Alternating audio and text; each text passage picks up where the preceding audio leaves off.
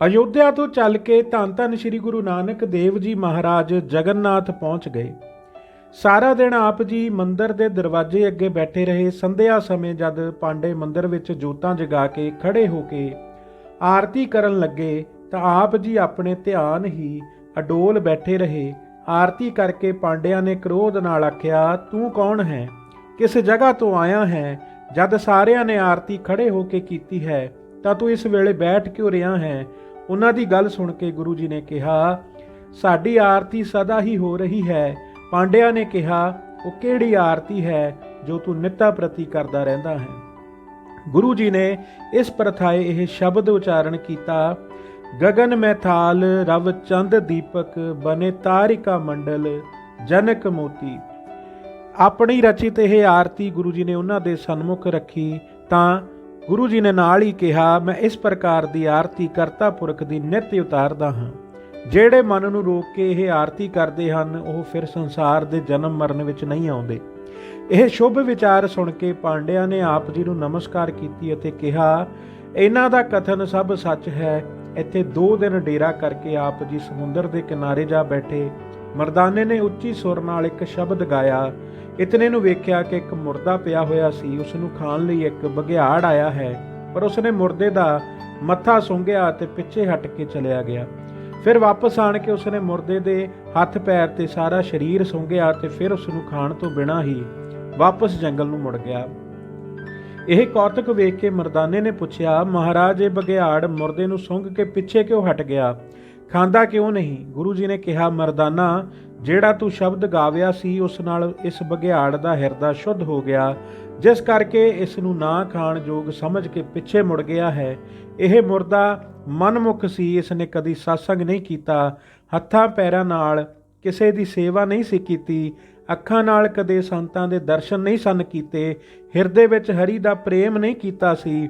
ਇਸ ਕਰਕੇ ਇਸ ਦੇ ਸਾਰੇ ਅੰਗ ਅਪਵਿੱਤਰ ਜਾਣ ਕੇ ਬਘਿਆੜ ਨੇ ਇਸ ਦੇ ਸਰੀਰ ਨੂੰ ਅੰਗੀਕਾਰ ਨਹੀਂ ਕੀਤਾ, ਕਿਉਂਕਿ ਐਸੇ ਸਰੀਰ ਨੂੰ ਖਾਣ ਨਾਲ ਅਧੋਗਤੀ ਪ੍ਰਾਪਤ ਹੁੰਦੀ ਹੈ। ਜਿਸ ਪੁਰਸ਼ ਨੇ ਕਦੇ ਸਤਸੰਗ ਨਹੀਂ ਕੀਤਾ ਉਸ ਦਾ ਸਰੀਰ ਨਿਸਫਲ ਹੈ। ਗੁਰੂ ਜੀ ਇਸ ਤੋਂ ਅੱਗੇ ਹੋਰ ਸਥਾਨ ਤੇ ਜਾ ਬੈਠੇ। ਉਸ ਛਿਨ ਹੀ ਬਹੁਤ ਭਿਆਨਕ ਲਾਲ ਹਨੇਰੀ ਆਈ, ਜਿਸ ਨਾਲ ਬਹੁਤ ਮਿੱਟੀ ਕੱਟਾ ਤੇ ਰੋੜ ਕੰਕਰ ਆਦਿਕ ਦਾ ਸਾਰੇ ਆਕਾਸ਼ ਤੱਕ ਅੰਧ ਗੁਬਾਰ ਫੈਲ ਗਿਆ। ਹੱਥ ਪਸਾਰਿਆਂ ਕੁਝ ਨਾ ਦਿਸੇ। ਮਰਦਾਨਾ ਮੂੰਹ ਤੇ ਕੱਪੜਾ ਲੈ ਕੇ ਜ਼ਮੀਨ ਤੇ ਲੇਟ ਗਿਆ। ਗੁਰੂ ਜੀ ਨੂੰ ਕਹਿਣ ਲੱਗਾ, ਮਹਾਰਾਜ ਜੀ, ਬੁਰੇ ਥਾਂ ਮਾਰਿਆ ਜੇ, ਇੱਥੇ ਖਫਨ ਅਤੇ ਕਬਰ ਵੀ ਨਸੀਬ ਨਹੀਂ ਹੋਣੀ। ਤੁਹਾਡੇ ਨਾਲ ਆਣ ਕੇ ਮੈਂ ਬੜਾ ਦੁੱਖ ਪਾਇਆ ਹੈ। ਗੁਰੂ ਜੀ ਨੇ ਹੱਸ ਕੇ ਕਿਹਾ, ਮਰਦਾਨਾ, ਡਰਦਾ ਕਿਉਂ ਹੈ? ਤੇਰੇ ਨੇੜੇ ਕੋਈ ਨਹੀਂ ਆਵੇਗਾ। ਇਤਨੇ ਨੂੰ ਇੱਕ ਭਿਆਨਕ ਸੁਰਤ ਦੈਂਤ, ਜਿਸ ਦਾ ਸਿਰ ਆਕਾਸ਼ ਨਾਲ ਤੇ ਪੈਰ ਪਤਾਲ ਵਿੱਚ ਸਨ, ਖੂਹ ਵਾਂਗ ਡੂੰਘੀਆਂ ਨਾਸਾਂ ਤੇ ਲੰਮੇ ਲੰਮੇ ਦੰਦ ਸਨ, ਸਾਹਮਣੇ ਆ ਗਿਆ। ਮਰਦਾਨਾ ਉਸ ਨੂੰ ਵੇਖ ਕੇ ਬਹੁਤ ਭੈ ਭੀਤ ਹੋ ਕੇ ਕਹਿਣ ਲੱਗਾ, ਮਹਾਰਾਜ, ਅੰਧੇਰੀ ਤੋਂ ਬਚ ਗਏ ਸਾਂ, ਹੁਣ ਇਸ ਬਲਾ ਤੋਂ ਬਚਣਾ ਕਠਿਨ ਹੈ।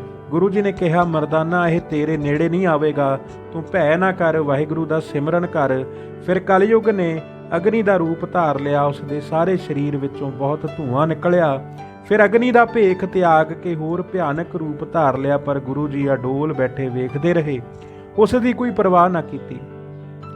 ਤਦ ਉਸਨੇ ਨਿਸ਼ਚੈ ਕੀਤਾ ਕਿ ਅਵਤਾਰ ਹਨ, ਇਸ ਕਰਕੇ ਮਨੁੱਖ ਦਾ ਰੂਪ ਧਾਰ ਕੇ ਇੱਕ ਹੱਥ ਵਿੱਚ ਜੀਭਾ ਅਤੇ ਇੱਕ ਹੱਥ ਇੰਦਰੀ ਫੜ ਕੇ ਗੁਰੂ ਜੀ ਪਾਸ ਆ ਗਿਆ। ਗੁਰੂ ਜੀ ਨੇ ਮਰਦਾਨੇ ਨੂੰ ਕਿਹਾ, ਮਰਦਾਨਾ, ਉੱਠ ਕੇ ਤਮਾਸ਼ਾ ਵੇਖ। ਕਲਯੁਗ ਨੇ ਚਰਨ ਬੰਦਨਾ ਕਰਕੇ ਕਿਹਾ, ਮਹਾਰਾਜ, ਜਿਹੜੀ ਭੁੱਲ ਮੈਂ ਕੀਤੀ ਹੈ ਉਹ ਬਖਸ਼ ਦਿਓ।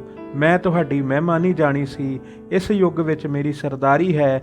ਮੈਂ ਉਹੀ ਭੇਖ ਕਰਕੇ ਤੁਹਾਨੂੰ ਵਿਖਾਇਆ ਹੈ ਜੋ ਮੇਰੇ ਸਮੇਂ ਵਿੱਚ ਮਨੁੱਖਾਂ ਨੇ ਕਰਨੇ ਹਨ। ਪੁਰਸ਼ ਸਭ ਗੁਣਾਂ ਦਾ ਤਿਆਗ ਕਰਕੇ ਇਹਨਾਂ ਦੋਹਾਂ ਜੀਭਾਂ ਤੇ ਇੰਦਰੀ ਦੇ ਅਧੀਨ ਚੱਲਣਗੇ। ਜੀਭਾ ਦੇ ਰਸ ਅਤੇ ਇੰਦਰੀ ਦੇ ਭੋਗਾਂ ਦਾ ਹੀ ਵਰਤਾਰਾ ਵਰਤਣਗੇ। ਗੁਰੂ ਜੀ ਨੇ ਪੁੱਛਿਆ, ਤੇਰਾ ਨਾਮ ਕੀ ਹੈ? ਸਾਡੇ ਪਾਸ ਕਿਉਂ ਆਇਆ ਹੈ? ਉਸਨੇ ਕਿਹਾ, ਮੇਰਾ ਨਾਮ ਕਲਯੁਗ ਹੈ। ਮੈਂ ਤੁਹਾਨੂੰ ਮੱਥਾ ਟੇਕਣ ਆਇਆ ਹਾਂ। ਤੁਹਾਨੂੰ ਪਰਖਣ ਵਾਸਤੇ ਹੀ ਮੈਂ ਸਾਰੇ ਵੱਲ ਛਲ ਕੀਤੇ ਹਨ। ਗੁਰੂ ਜੀ ਨੇ ਕਿਹਾ, ਤੇਰੇ ਲੱਛਣ ਕੀ ਹਨ? ਤੇਰੇ ਨਾਲ ਸੈਨਾ ਕਿਹੜੀ ਹੈ ਜਿਸ ਨਾਲ ਰਾਜ ਕਰਦਾ ਹੈ? ਕਲਯੁਗ ਨੇ ਕਿਹਾ, ਮੇਰੇ ਰਾਜ ਵਿੱਚ ਝੂਠ ਸੂਰਮਾ ਸਭ ਤੋਂ ਅੱਗੇ ਝੰਡਾ ਲੈ ਕੇ ਤੁਰਦਾ ਹੈ। ਮੋਹ ਸਾਰਿਆਂ ਦਾ ਰਾਜਾ ਹੈ। ਸੈਨਾਪਤੀ ਹਿੰਸਾ ਜਾਣ ਕੇ ਹੱਤਿਆ ਹੈ। ਕਾਮ, ਕ੍ਰੋਧ, ਲੋਭ ਤੇ ਹੰਕਾਰ, ਇਹ ਮੇਰੇ ਹਾਥੀ ਅਸਵਾਰ ਸੂਰਮੇ ਹਨ। ਈਰਖਾ, ਨਿੰਦਿਆ, ਚੁਗਲੀ ਤੇ ਮਾਰ ਧਾੜ ਅਤੇ ਤ੍ਰਿਸ਼ਨਾ ਇਹ ਸਭ ਰਥਾਂ ਦੇ ਅਸਵਾਰ ਹਨ। ਆਲਸ, ਜੂਆ, ਸ਼ਰਾਬ ਆਦਿ ਹੋਰ ਖੋਟੇ ਕਰਮ ਮੇਰੇ ਘੋੜ ਸਵਾਰ ਯੋਧੇ ਹਨ। ਮਮਤਾ ਅਤੇ ਵਿਸ਼ਿਆਂ ਦੀ ਆਸਾ ਤੇ ਚੋਰੀ ਇਹ ਪੈਦਲ ਫੌਜ ਹੈ। ਮੇਰੀ ਇਸ ਸੈਨਾ ਅੱਗੇ ਕੋਈ ਯੋਧਾ ਨਹੀਂ ਠਹਿਰ ਸਕਦਾ। ਮੈਂ ਜਿੱਧਰ ਧਾਵਾ ਕਰਦਾ ਹਾਂ ਮੇਰੀ ਜਿੱਤ ਹੀ ਜਿੱਤ ਹੁੰਦੀ ਹੈ। ਮੇਰੇ ਪਖੰਡ ਯੋਧੇ ਨੇ ਕ੍ਰੋਧ ਨਾਲ ਦਿਗਵਿਜੇ ਕੀਤੀ ਹੋਈ ਹੈ। ਇਸ ਪ੍ਰਕਾਰ ਦੀ ਸਰਦਾਰੀ ਹੈ। ਕਲਯੁਗ ਦੀ ਵਾਰਤਾ ਸੁਣ ਕੇ ਗੁਰੂ ਜੀ ਨੇ ਬਚਨ ਕੀਤਾ, ਜੋ ਸਰਦਾਰ ਹੋਵੇ ਉਸ ਨੂੰ ਹੀ ਦੁੱਖ ਉਠਾਉਣਾ ਪੈਂਦਾ ਹੈ। ਨੌਕਰ ਨੂੰ ਕੋਈ ਡਰ ਭੈ ਨਹੀਂ ਹੁੰਦਾ, ਸਗੋਂ ਜਦ ਸਰਦਾਰ ਨੂੰ ਫੜਿਆ ਜਾਂਦਾ ਹੈ ਤਾਂ ਉਸ ਦੀ ਮੌਤ ਨੌਕਰ ਹੱਥੋਂ ਹੀ ਹੁੰਦੀ ਹੈ।